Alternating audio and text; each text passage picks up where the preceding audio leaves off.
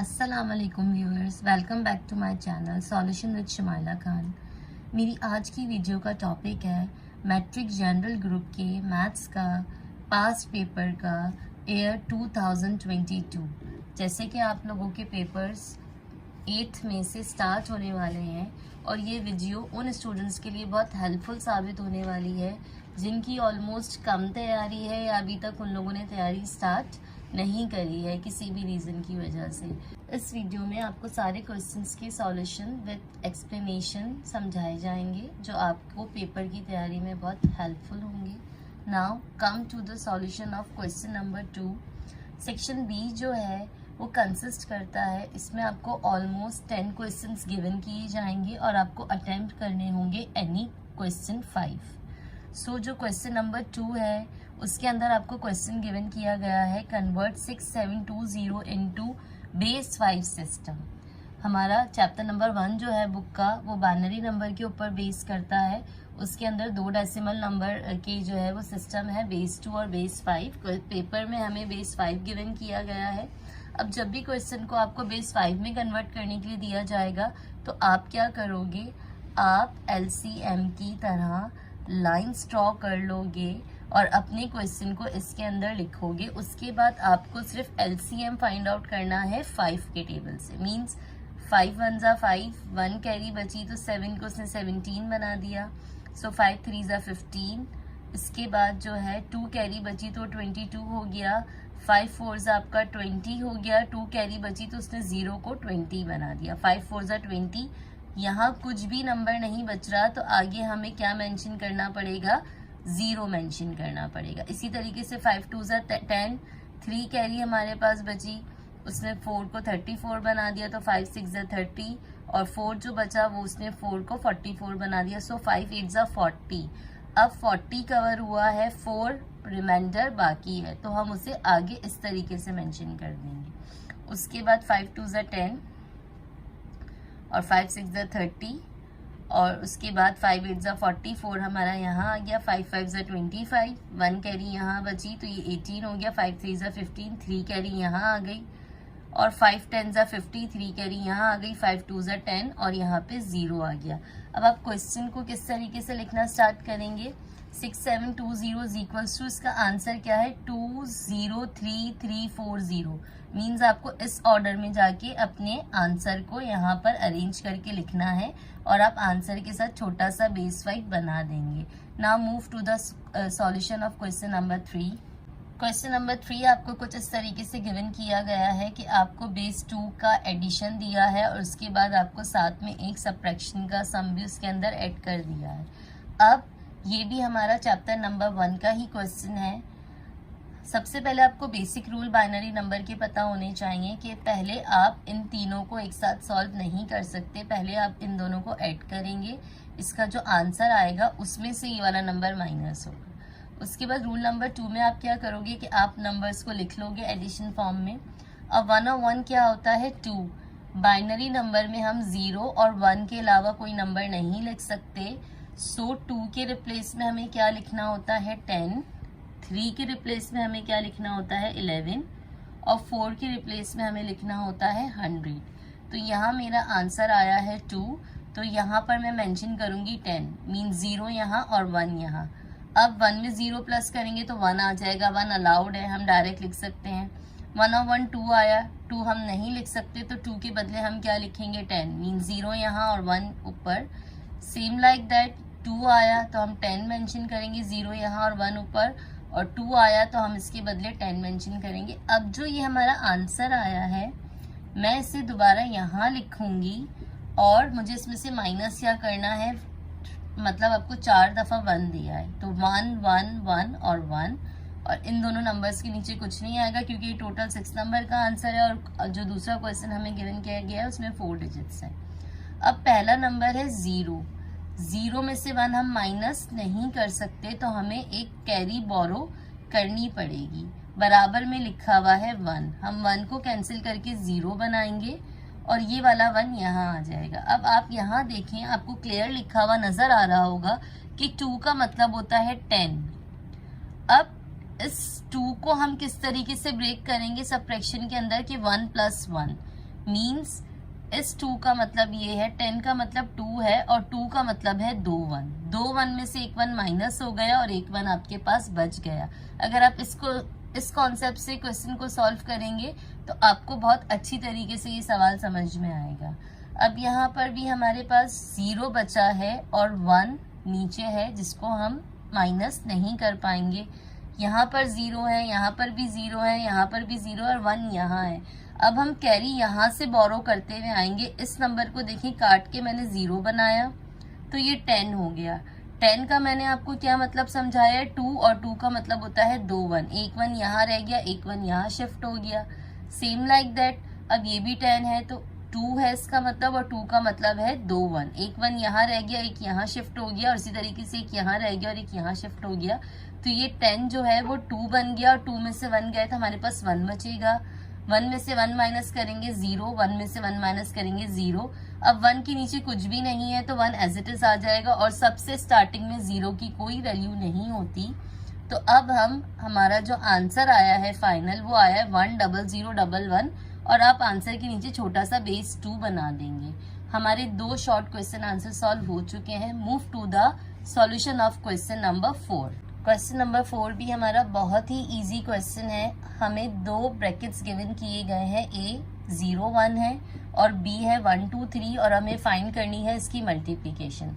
सबसे पहले आप सॉल्यूशन लिखें, A के नंबर्स मेंशन किए, B के नंबर्स मेंशन किए, देन आप आंसर क्वेश्चन का जो मतलब सॉल्यूशन उनको हमसे चाहिए हम वो मेंशन करेंगे। A multiply B is equals to 0 1 को मुझे मल्टीप्लाई करके दिखाना है 1 2 3।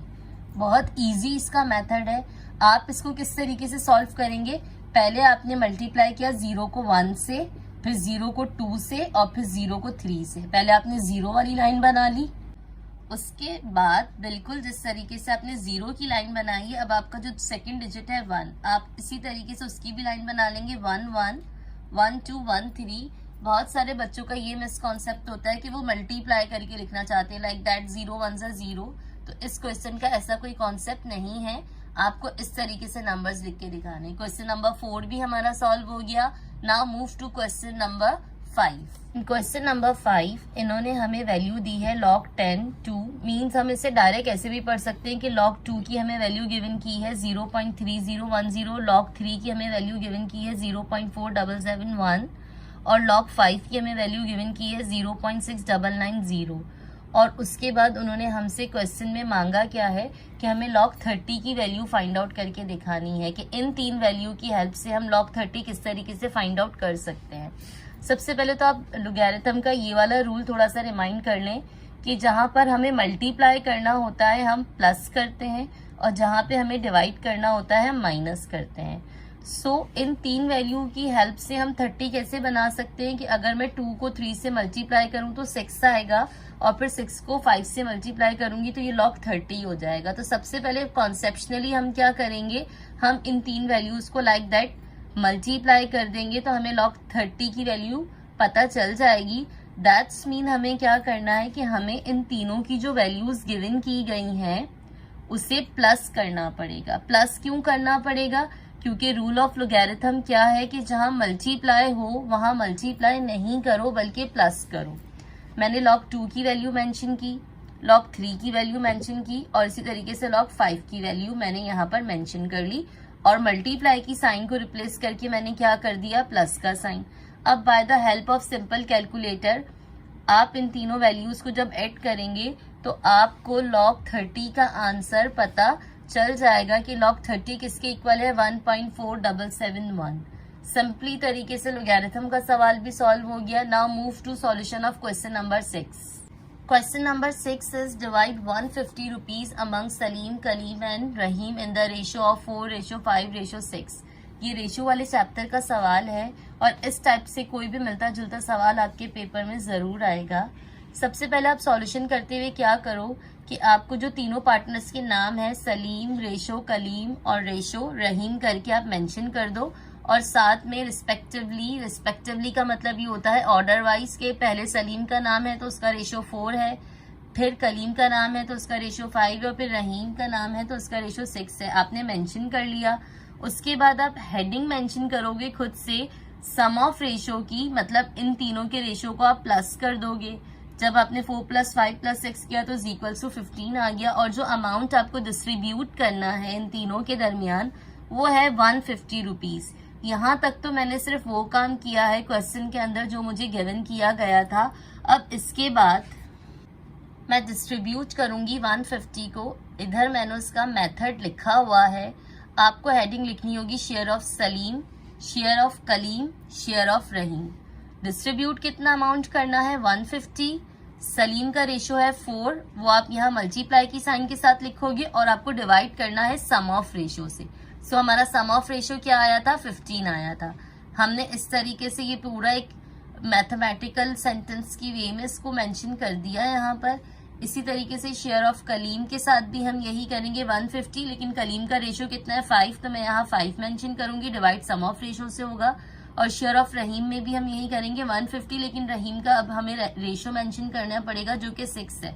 मींस तीनों स्टेप में डिफरेंस किस बात का है, सलीम में सलीम का रेशो है, कलीम में कलीम का रेशो है और रहीम में रहीम का रेशो है। बाकी तीनों का फॉर्मेट सेम है।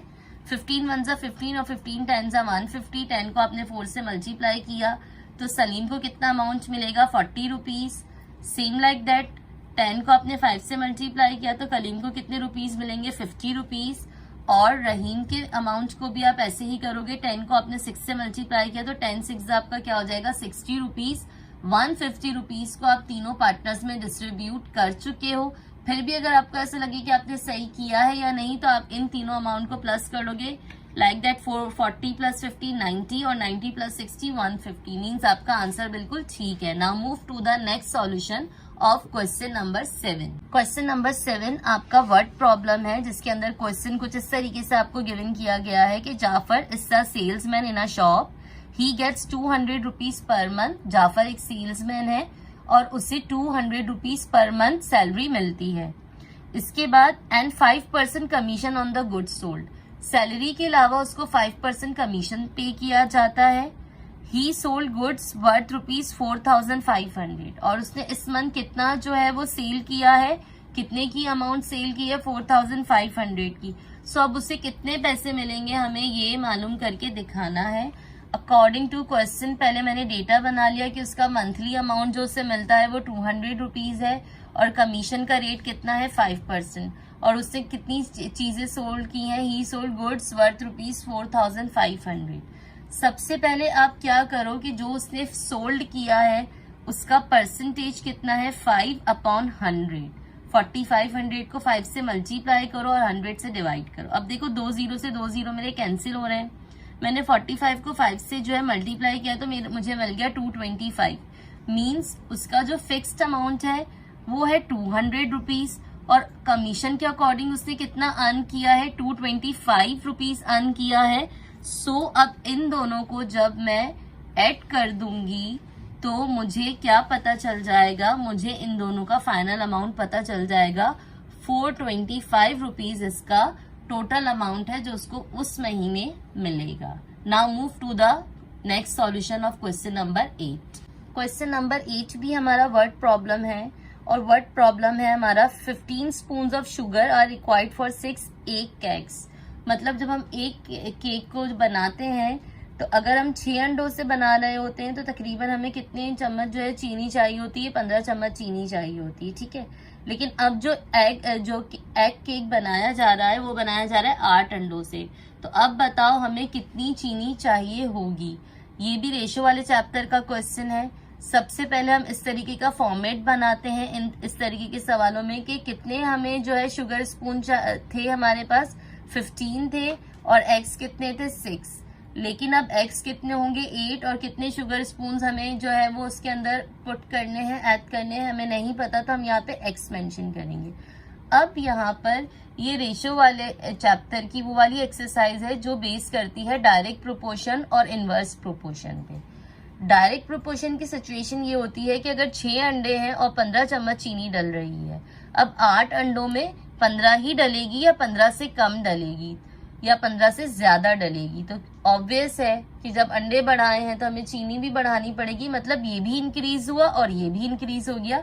तो इस सिचुएशन को हम कहते हैं डायरेक्ट प्रोपोर्शन। आप इसको मेंशन करेंगे और डायरेक्ट प्रोपोर्शन की पहचान ये है कि आप एरोस को इस तरीके से मेंशन करेंगे, मतलब सेम डायरेक्शन में। एरो के अकॉर्डिंग आपको क्वेश्चन को किस तरीके से लिखना है, x/15 इज इक्वल्स टू 8/6 आपने लिख लिया। उसके बाद 15 यहाँ डिवाइड हो रहा है, वहां जाके मल्टीप्लाई हो जाएगा। पहले मैंने 15 और 6 को 3 के टेबल से कैंसिल किया है, 3 2 ज़ा 6 और 3 5 ज़ा 15, देन 2 1 ज़ा 2 और 2 4 ज़ा 8। तो हमारे पास क्या बचा, 4 और 5 बचा। जब मैंने 4 को 5 से मल्टीप्लाई किया तो 4 5 ज़ा हमारा आंसर क्या आ गया, 20 spoon sugar are required for 8 egg cakes. I hope आपको क्वेश्चन नंबर 8 भी अच्छे से समझ में आ गया होगा। Now move to the solution of question number 9। In question number 9 हमें बेस 5 की मल्टीप्लिकेशन गिवन की गई है। क्वेश्चन है 443 और 241। हमें इन दोनों वैल्यूज को आपस में मल्टीप्लाई करके लिखना है। बेस 5 का रूल क्या है कि आप 5 और 5 से बड़ा नंबर नहीं लिख सकते। आप 0 1 2 3 4 लिख सकते हो, लेकिन अगर 5 या 5 से बड़े नंबर आएंगे तो उसका आपको एलसीएम लेना पड़ेगा, फिर आप उसे लिखोगे किस तरीके से, 1 3 ज़ा 3, 1 4 ज़ा 4 एंड 1 4 ज़ा 4। ये तो बिल्कुल सिंपल है, इसमें कोई गड़बड़ नहीं थी। According to the rule of multiplication मैंने एक क्रॉस लगाया। उसके बाद हमारा क्या है, 4 3 ज़ा 12। तो 12 जो है वो 5 से बड़ा नंबर है, तो मैं 12 को डायरेक्ट नहीं लिख सकती, मुझे इसका एलसीएम लेना पड़ेगा 5 के टेबल से। 5 2 ज़ा 10 और 2 यहाँ बचा, मतलब 12 के बदले मुझे लिखना पड़ेगा 2 और एक 2 की कैरी इसकी ऊपर चली गई, ठीक है। उसके बाद 4 4 ज़ा क्या हो गया, 16, 16 प्लस 2 18, 18 भी बड़ा नंबर है, तो मैंने 18 का भी एलसीएम ले लिया। 5 3 ज़ा 15 और 3, तो एक 3 देखें यहाँ आ गया और एक 3 जो इसके बाद वाले नंबर पे है उधर कैरी चला गई। उसके बाद हमारा क्या हुआ, 4 4 ज़ा 16, 16 प्लस 3 हमारे कितने हो गए, 19, 19 भी बड़ा नंबर है। 5 3 ज़ा 15 और 4 मेरी कैरी यहाँ आ गई, तो मैंने यहाँ पर क्या मेंशन कर दिया, 3 4 मैंने यहाँ पर मेंशन कर दिया। उसके बाद मेरा अगला नंबर है 2, जिससे मुझे मल्टीप्लाई करना है, तो मुझे यहाँ पे 2 क्रॉसेस लगाने पड़ेंगे। 2 3 ज़ा मेरा क्या हो जाएगा, 6, 6 भी 5 से बड़ा नंबर है, तो मैंने उसका एलसीएम ले लिया। 5 1 ज़ा 5 और 1 बचा, मतलब 6 के बदले मैंने लिखा 1 और 1। इसके बाद 2 4 ज़ा मेरा क्या हो गया, 8, 8 प्लस 1 कितने होते हैं, 9, 9 का भी मैंने एलसीएम जो है वो ले लिया, और 9 का एलसीएम हमारा क्या होगा, 1 4। 9 का हमारा एलसीएम क्या होगा, 1 4। तो जो है मैंने 1 4 यहाँ पर लिख लिया। उसके बाद हमारा जो है वो नंबर क्या बचा, 2 4 ज़ा 8 और 8 प्लस 1 वो भी हमारा क्या हो गया, 1 4 मैंने एंटर कर दिया। इसके बाद मुझे इन तीनों वैल्यूज को according to the rule of multiplication add करना है। 3 में कुछ भी प्लस नहीं किया तो 3, 4 प्लस 2 6, 6 हम डायरेक्ट नहीं लिख सकते, 6 का एलसीएम होता है 1 1, मैंने 1 यहाँ लिखा और 1 को यहाँ एंटर किया। 4 प्लस 3 7, 7 और 1 8, 8 और 1 9, 9 के बदले क्या आता है, 14 आता है, 4 यहाँ 1 यहाँ, 8 प्लस 1 9, 4 यहाँ और 1 यहाँ, 4 और 3 7 और 8, 8 के बदले क्या आता है, 1 3, 3 यहाँ और 1 यहाँ, और 1 और 1 2 होता है, तो 2 तो 5 से छोटा नंबर है, हमें एलसीएम लेने की ज़रूरत नहीं है। बेस 5 का जब भी मल्टीप्लिकेशन या एडिशन आपको दिया जाएगा तो आप इस वाले फॉर्मेट से उसको सॉल्व करेंगे। Okay, now move to the last question of our section B, question number 10। Question number 10 भी हमारा वर्ड प्रॉब्लम है, और वर्ड प्रॉब्लम रिलेटेड है ज़कात से। एक पर्सन है वो कितने सेव करता है, 25,000 रुपीज़ सेव करता है एक साल में, और उसकी वाइफ के जो ऑर्नामेंट्स हैं मतलब जेवरात हैं वो भी 20,000 के हैं। आपको पता है गोल्ड के जेवरात पे हमें ज़कात पे करनी होती है। हाउ मच ज़कात इज ड्यू ऑन हिम, उसके ऊपर कितनी ज़कात बनती है, अब हमें according to the mathematician find out करके दिखाना है। उसकी सेविंग कितनी है, 25,000 रुपीज़, और वाइफ के ऑर्नामेंट्स कितने हैं, 20,000 के।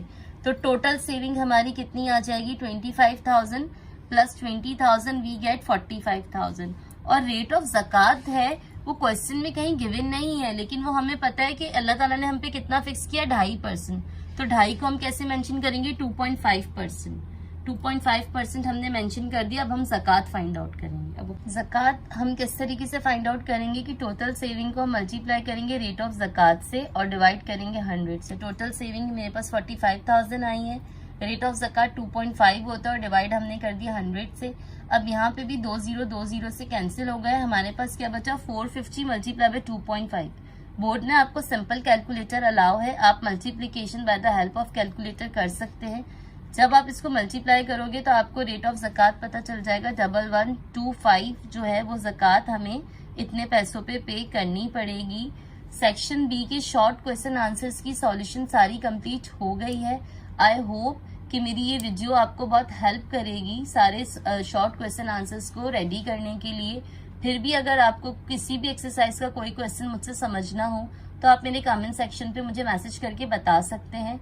इंशाअल्लाह मैं आपकी क्यूरी से रिलेटेड ज़रूर वीडियो बनाकर अपने चैनल पे अपलोड करूंगी।